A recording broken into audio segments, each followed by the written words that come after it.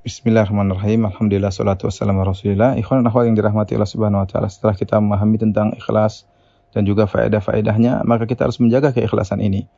Karena ikhlas perlu perjuangan dan menjaga keikhlasan juga perlu perjuangan yang lebih, ya.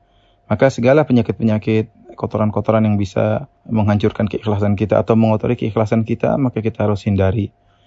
Di antara penyakit yang paling berbahaya yang bisa merusak keikhlasan kita adalah dua penyakit besar, yaitu riya dan ujub. Dan semacam dengan riya adalah sum'ah, yaitu riya, sum'ah, dan ujub. Inilah dua penyakit yang berbahaya. Dan dua penyakit ini bukan menimpa orang-orang yang tidak soleh, yang tukang maksiat, tetapi justru dua penyakit ini menyerang orang-orang yang soleh, yang memiliki kelebihan dalam amal soleh, yang rajin bersedekah, yang rajin sholat, yang rajin berdakwah, yang rajin ikut pengajian.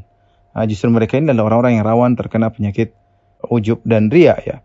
Karena kalau pelaku maksiat, apa yang mau dia riakan, apa yang mau dia ujubkan dari maksiat yang dia lakukan. Yang pertama akan kita bahas adalah mengenai riya dan sum'ah. Riya dan sum'ah, apa maksudnya riya dan sum'ah? Riya diambil dari kata ru'yah, yaitu melihat. Ru'yah itu ro'a, melihat, ru'yah. Kemudian dijadikan fi'il muta'addi, yaitu memerlukan objek, dua, menjadi ro'a yura'i riya'an, artinya memperlihatkan. Tadinya melihat jadi memperlihatkan. Jadi riya itu artinya memperlihatkan. Memperlihatkan amal soleh kepada orang lain. Dan kata-kata riya dalam Al-Quran banyak, ya. Seperti firman Allah Subhanahu wa taala, bataran wa ria'an nas, ya. Bataran wa ria'an nas, yaitu yang keluar seperti orang kafir yang keluar ketika berperang dalam kondisi sombong dan riya. Bataran wa ria'an nas, sombong dan riya. Demikian juga kata Allah, kalladzi yunfiqu malahu ria'an nas, seperti orang yang berinfak karena riya. Jadi Allah menyebutkan kata riya. Demikian juga Allah sebutkan dalam bentuk fi'il mudhari, yura'unan nasa. Allah menyebut tentang orang-orang munafik yang mereka kalau salat mereka yura'un, mereka riya. Demikian juga fawailul lil musallin alladzina hum an salatihim sahun alladzina hum yura'un. Celakalah orang-orang salat yang mereka lalai dalam salat mereka dan mereka melakukan riya. Riya adalah memperlihatkan amalan. Mirip dengan sum'ah. Sum'ah artinya memperdengarkan amalan. Jadi kalau riya dengan memperlihatkan amalan dia dengan agar penglihatan, adapun sum'ah memperkenalkan amalannya kepada orang lain dengan mendengarkan. Kata Nabi SAW, man samma Allahu bih, barang siapa yang dengarkan amalannya karena ingin dipuji, maka Allah akan bongkar niat buruknya tersebut pada hari kiamat kelak. Contoh, seorang dia bersedekah kemudian dia cerita, saya kemarin bersedekah di sana, saya bersedekah di sini, namanya sum'ah. Dia sholat malam, dia cerita, saya sholat malam sana, saya bangun jam sekian, dalam rangka untuk dipuji. Ya, ini disebut dengan sum'ah. Ya, dua ini adalah satu bab, satu pembahasan, sama-sama ingin agar orang tahu amal yang dia lakukan. Dan riya ini adalah dosa besar, ya, dan sangat berbahaya karena Rasulullah SAW menamakannya dengan syirik. Terkadang Rasulullah SAW menamakannya dengan syirkul khafi, syirik yang samar. Terkadang Rasulullah SAW mengatakan syirkus sarair, itu syirik yang tersembunyi. Dan riya ini lebih berbahaya daripada fitnahnya Dajjal. Karena bisa demikian, satu hari para sahabat sedang berkumpul, mereka sedang berbicara tentang Dajjal, fitnah Dajjal yang sangat berbahaya yang muncul di akhir zaman, yang bisa menurunkan hujan dari langit dan bisa menumbuhkan tanah yang tandus, dan luar biasa kesaktian Dajjal. Maka Nabi SAW mengatakan, ala ukhbirukum bima huwa akhwafu alaikum indi min fitnatid Dajjal. Maka aku kabarkan kepada kalian tentang suatu fitnah yang lebih aku khawatirkan daripada fitnah Dajjal. Qalu bala ya Rasulullah, kata para sahabat, tentu ya Rasulullah. Fitnah apakah itu? Kata Rasulullah SAW, yaitu adalah syirkul khafi, syirik yang samar.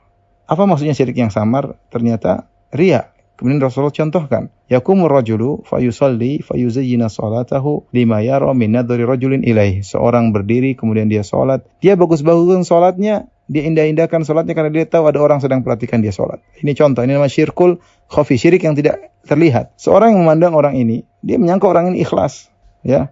Tapi Allah Maha tahu karena riya tersebut tersembunyi, tidak nampak. Tapi Allah tahu dia sedang riya. Ya, ini syirik yang sangat berbahaya dan lebih berbahaya daripada fitnah Dajjal. Kenapa lebih berbahaya dari fitnah Dajjal? Kata para ulama, karena fitnah Dajjal hanya muncul di akhir zaman. Adapun riya muncul setiap saat, bisa menimpa siapa saja dan kapan saja. Riya. Dajjal muncul di akhir zaman, kita belum tentu mendapati fitnah Dajjal. Mungkin kita meninggal sebelum Dajjal muncul. Tetapi kalau riya, kita bisa menghadapi penyakit riya setiap saat. Ya. Yang kedua, kalau fitnah Dajjal, insya Allah orang beriman, kalau orang beriman maka bisa terhindar dari fitnah Dajjal. Ya. Tetapi kalau riya justru terkadang menyerang atau seringnya menyerang orang-orang beriman. Dan bahkan bisa jadi seorang tidak sadar bahwa dirinya dalam kondisi riya, dia menyangka bahwasanya amal dia banyak, ternyata tidak ada nilainya sama sekali. Ya, ini karena saking halusnya riya tersebut. Perhatikan bagaimana buruk perumpamaan riya yang Allah sebutkan dalam Al-Quran. Dalam surat Al-Baqarah 264 kata Allah, "Kalladzi yunfiqu malahu ria'an nas." Seperti orang yang menginfakkan hartanya karena riya. "Wa la yu'minu billahi wal yaumil akhir." Tidak beriman kepada Allah dan hari akhirat. "Famathaluhu," perumpamaan orang yang riya itu berinfak karena riya seperti apa? "Kamathali safwanin 'alaihi turab." Seperti batu yang licin, yang halus, tapi di atasnya ada pasir. Ya, ada tanah di atasnya. Fa asabahu wabilun, tiba-tiba ditimpa dengan hujan yang deras. Fatarakahu salda, maka hilang semua tanah yang ada di atas batu tersebut, yang tersisa hanyalah batu yang licin. La yaqdiruna ala syai'im mimma kasabu, ya, mereka tidak menguasai sesuatu pun dari apa yang mereka usahakan. Ini perumpamaan yang luar biasa. Maksudnya apa? Ibnu Katsir menjelaskan ya, bahwasanya orang yang melakukan riya, dia pada hakikatnya adalah amalnya tidak diterima, seperti batu yang tidak bisa menumbuhkan tanaman.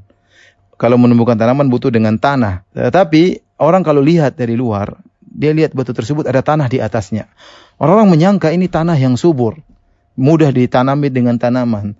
Ternyata tidak, tanah itu hanya berada di atas batu yang halus. Buktinya ketika terkena hujan, maka hilanglah semua pasir tersebut, tanah tersebut, yang tersisa hanyalah batu yang tidak bisa menumbuhkan tanaman. Maka demikianlah orang-orang yang riya. Dia menyangka bahwasanya amalan dia subur, mudah menumbuhkan pahala. Orang pun lihat seperti itu. Orang lihat, Masya Allah orang ini, Masya Allah. Ternyata kosong, tidak ada isinya sama sekali. Ya, dia terpedaya dan orang-orang juga terpedaya. Ini makanya bahayanya riya, ya. Syirik yang samar, bisa jadi pelakunya tidak sadar.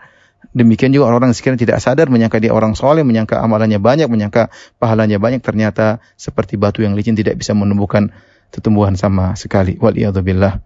Wallahu ta'ala alam bisawab.